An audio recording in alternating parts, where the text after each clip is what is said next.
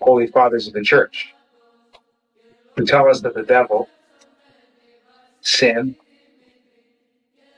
are characterized like little ants in the beginning. They come as something very small, seemingly insignificant, very little, very subtle, very almost unnoticeable movements of the soul. Even the fantasy, even those little thoughts that we fantasize over, even those little things that seem so unimportant and innocent, are potential pitfalls in the spiritual warfare. Or we might say to ourselves, this is an ant, this is something small that will go away. But he says, in quoting the prophets, if we don't chase it out immediately, little by little it becomes stronger, more powerful. And it can come to the point where it actually can fool us. And that little ant seems so innocent and insignificant and unimportant before, now becomes like a lion.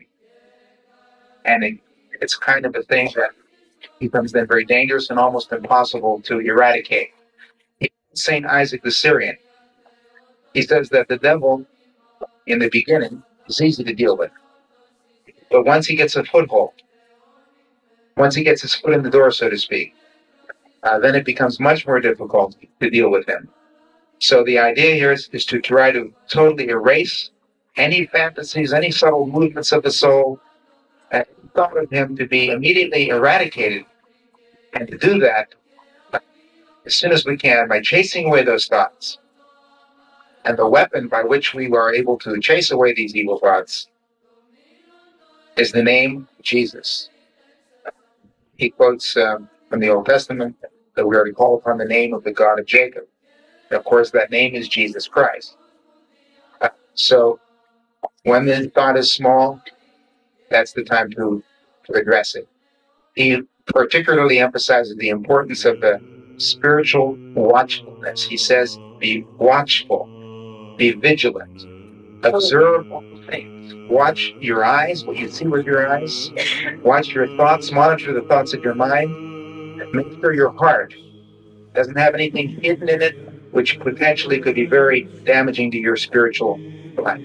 Monitor it all. Filter on it. Be careful of that pollution which is there, which can take us and lead us into sin. And he gives us an example of a woman who maybe has a little cyst or a lump on her breast.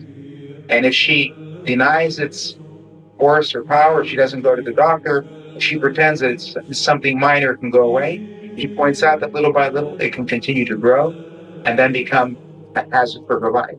The moment we sense that there's something not the way it should be, we're supposed to go immediately and take care of it so that it does not progress any further.